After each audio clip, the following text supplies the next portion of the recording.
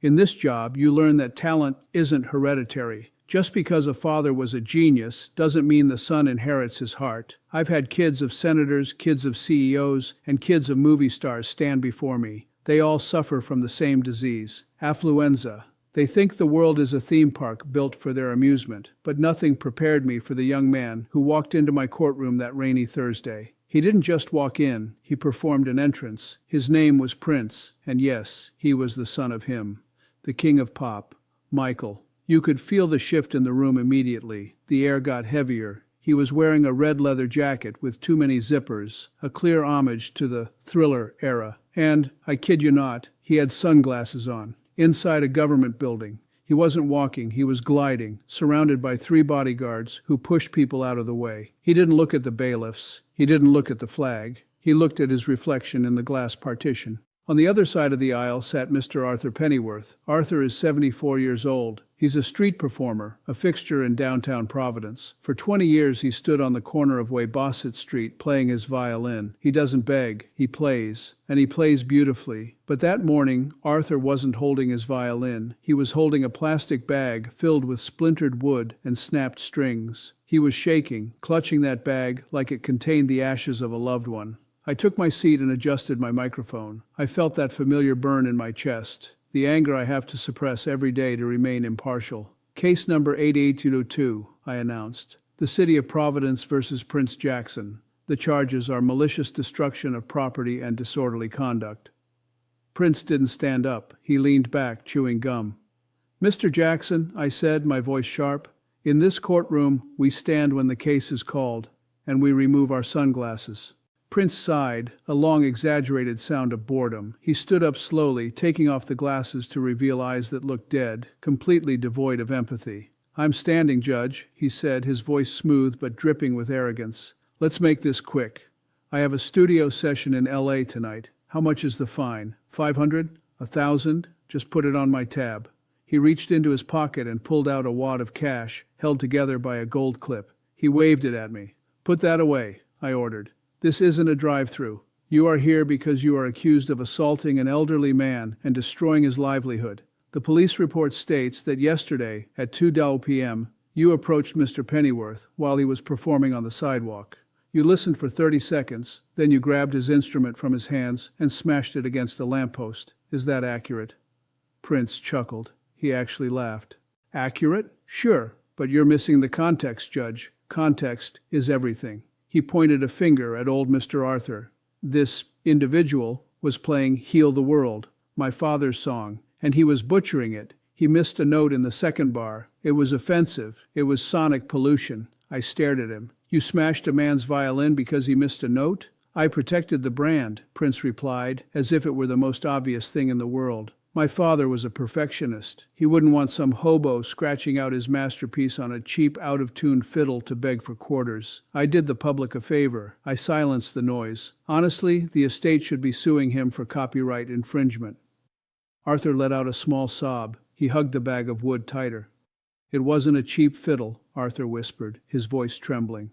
It was a Guarneri copy from 1920. My father gave it to me before the war. It was my life. Prince rolled his eyes. Please, it looked like firewood. I just helped the process along. That was it, the casual cruelty, the way he used his father's legacy, a legacy of love and unity, as a weapon to hurt a helpless old man.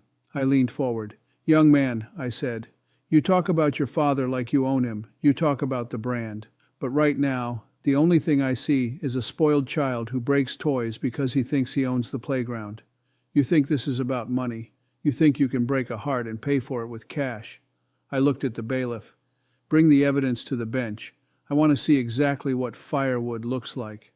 The bailiff walked over to Mr. Arthur Pennyworth and gently took the plastic bag from his shaking hands. He brought it up to my bench. I opened it carefully. Inside, it was a massacre. The neck of the violin was snapped clean in half. The body, polished by decades of care and handling, was splintered into jagged shards. It wasn't just an instrument, it was a corpse. You could smell the old varnish and the rosin. It smelled like history destroyed. I looked up at Prince. He was checking his fingernails, looking completely unbothered. This, I said, holding up the broken neck of the violin, was this man's livelihood. Mr. Pennyworth makes about $40 a day playing for tourists. It puts food on his table. When you smashed this, you didn't just break wood. You took the food out of his mouth. Prince shrugged, adjusting the collar of his expensive jacket. Relax, Your Honor. It's not a big deal, Prince said, reaching into his pocket again. Look, I get it. The optics are bad. The old guy is crying. Everyone feels sad. Fine. What was that thing worth? $500? $1,000? He pulled out a sleek black checkbook. I'll write him a check right now for $5,000, Prince announced loudly, turning to the audience in the courtroom as if expecting applause. That's 5 times the value. He can go buy a new one, a better one, maybe one that actually stays in tune.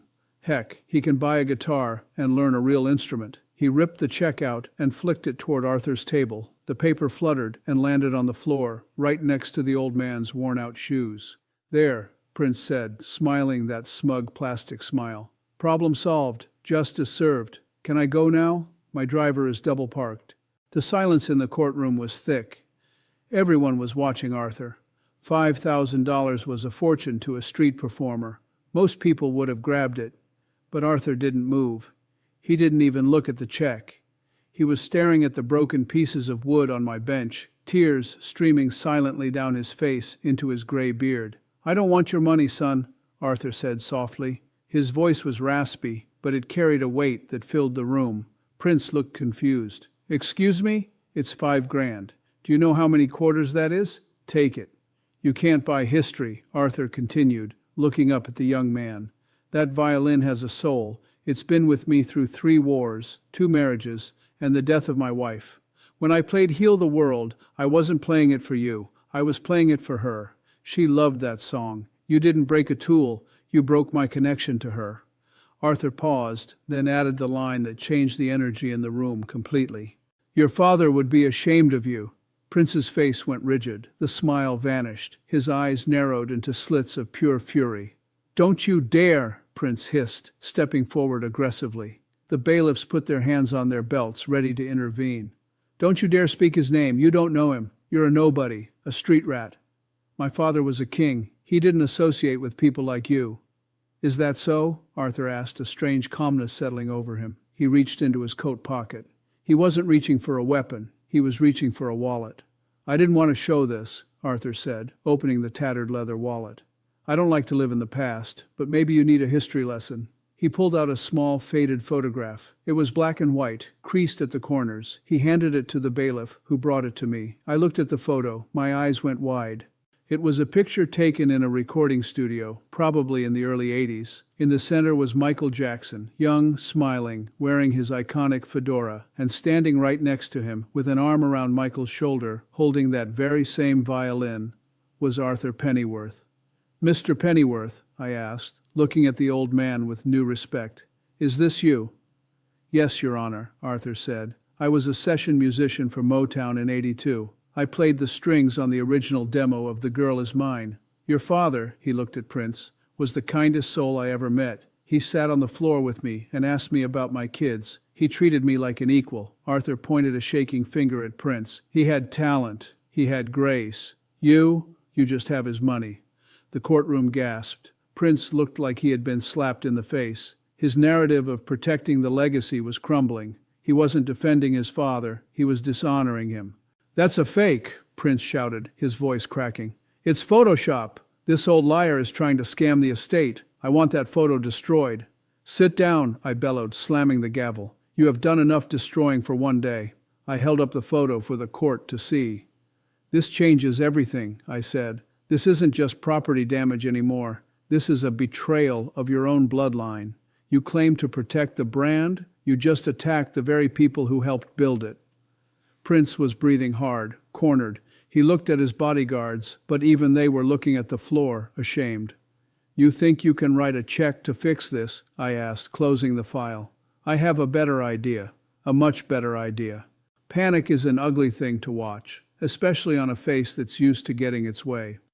When I held up that photograph, proof that the bum he assaulted was actually a respected colleague of his father, Prince didn't feel shame. He felt threatened. And when people like Prince feel threatened, they don't apologize. They attack. That's AI, Prince shouted, pointing a trembling finger at the black and white photo. It's a deep fake. This old man printed it off the internet. I'm telling you, he's a con artist. He turned to his bodyguards, snapping his fingers. Get the estate on the phone. Now. Call the lawyers in Century City. I want a cease and desist order against this court. I want this photo confiscated. It's unauthorized use of my father's image. One of the bodyguards, a massive guy who looked like he'd rather be anywhere else, actually reached for his pocket. Don't even think about it, I warned, my voice cutting through the noise. Officer Quinn, if anyone touches a phone, confiscate it. Prince spun around to face me, his face turning a dangerous shade of red. You can't stop me. Do you know who represents me? My legal team charges more for a lunch meeting than you make in a year, Your Honor. He said the title like it was a dirty word. If you don't dismiss this case right now and arrest him for fraud, I will sue this city into bankruptcy. I will buy this courthouse and turn it into a parking lot for my cars. The gallery murmured. It was the tantrum of a child who had never been told no. I took off my glasses slowly. I placed them on the desk. I leaned forward, resting my chin on my hands. Mr. Jackson, I said very quietly. The room went silent to hear me. You are threatening a sitting judge. You are threatening a witness. And you are doing it in a room full of cameras. You aren't in a boardroom right now. You aren't in a VIP section. You are in the real world. The real world sucks, Prince spat back. It's full of leeches like him. He gestured at Arthur. Look at him. If he was really friends with my dad, why is he on the street? Why isn't he rich? Because he's a loser. My dad liked winners. Arthur Pennyworth stood up slowly. He looked tired, but his eyes were clear. Your dad, Arthur said, his voice steady, didn't care about winning. He cared about feeling. I'm on the street because I spent my savings paying for my wife's cancer treatment. I sold my house. I sold my car. The only thing I didn't sell was that violin. Because playing music, that's the only time I don't feel poor. Arthur looked at Prince with a mixture of pity and sadness. You have millions in the bank, son, but hearing you speak, hearing the hate in your heart, I think you're the poorest man in this room. The crowd erupted. Someone in the back shouted, Amen! Prince looked around, wide-eyed. He realized for the first time in his life that his money wasn't working. The crowd wasn't impressed. They were disgusted. His armor of wealth had evaporated. Order! I banged the gavel. Order in the court! I looked at the young heir. He was panting, his hair messed up, his composure gone. Mr. Jackson, I said, you offered $5,000 to make this go away.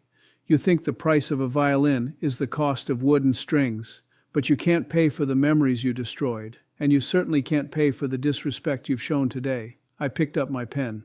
You wanted to know the fine? You wanted to put it on your tab? Well, I'm afraid I don't accept credit cards. The sentence I'm about to give you requires a different kind of currency. Prince looked at me, fear finally creeping into his eyes. What? What does that mean? How much? It's not about how much, I replied. It's about how long. The courtroom was so quiet you could hear the hum of the air conditioning. Prince Jackson stood there, his designer suit suddenly looking like a costume he was too small to fill. He looked at his lawyers, then at his bodyguards, then at me. For the first time, he realized that nobody was coming to save him. Mr. Jackson, I began, my voice echoing off the walls.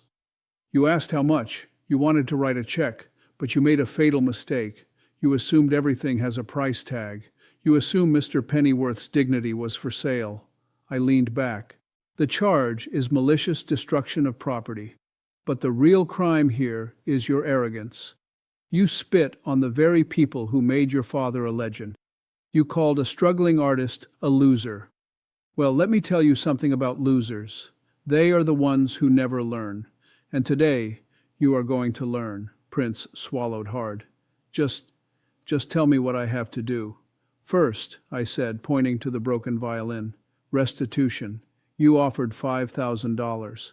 That was an insult. I am ordering you to purchase a replacement violin for Mr. Pennyworth, but not just any violin. You will buy him a certified vintage Italian instrument from a luthier of his choosing. I don't care if it costs $50,000. You will pay for it, and you will personally deliver it to him.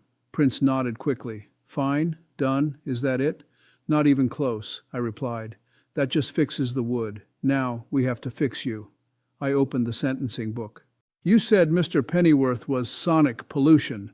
You said he shouldn't be playing on the street. You think you're too good for the sidewalk? Well, we're going to test that. I am sentencing you to 200 hours of community service." Prince rolled his eyes. "Okay, I'll sign some autographs at a hospital or something." "No," I cut him off. "You won't be signing autographs. You won't be a celebrity. You will be a roadie." "A what?" Prince gasped. "A roadie," I smiled. "I'm assigning you to the Providence Inner City Youth Orchestra. They have a concert series coming up in the parks. Your job will be to set up the chairs, to carry the heavy instruments, to sweep the stage after they finish. You will haul the equipment for the very kids you despise. You will sweat, you will get your hands dirty, and you will listen to them play badly until they get better, because that is how talent is made, not by genetics, but by work." The audience started whispering. The idea of the king of pop's son hauling chairs for poor kids was delicious irony. "And one more thing," I added. "If you miss a single hour, if you complain once, or if you wear sunglasses while doing it, I will revoke your probation, and you will spend 30 days in the ACI detention center. Do you understand?" Prince looked down at his Gucci loafers. He looked defeated. The brand was broken. "I understand," he whispered. "Good," I said. "Now before you leave, there is one last thing you need to do. Turn around." Prince hesitated, then turned to face Arthur Pennyworth. "Apologize," I ordered. "And mean it." Prince looked at the old man. Arthur wasn't looking at him with hate anymore. He was looking at him with the same gentle eyes he probably looked at Michael with 40 years ago. Prince's voice cracked. "I'm sorry, Mr. Pennyworth. I shouldn't have." "I didn't know." Arthur nodded slowly. "It's okay, son. Your dad, he was a perfectionist, yes. But he also wrote a song called Man in the Mirror. Maybe it's time you took a look at yourself." Arthur extended his hand. Prince stared at it. For a second, I thought he would pull away, but then, slowly, he reached out and shook the old musician's hand. It wasn't a firm shake, but it was contact, a bridge between the ivory tower and the street. "Dismissed," I banged the gavel. Prince walked out. He didn't glide this time. He walked fast, head down, his bodyguards trailing behind him like useless shadows. He looked smaller. He looked human. Arthur gathered the pieces of his broken violin. He looked up at the bench and tipped his imaginary hat. I nodded back. As the courtroom cleared, I looked into the camera lens, speaking directly to the millions watching at home. "They say you should never meet your heroes," I said. "But maybe the real heroes aren't the ones on the posters. Maybe the real heroes are the ones playing in the rain, keeping the music alive when nobody is watching. In this court, everyone is equal. Even a king's son has to follow the rules."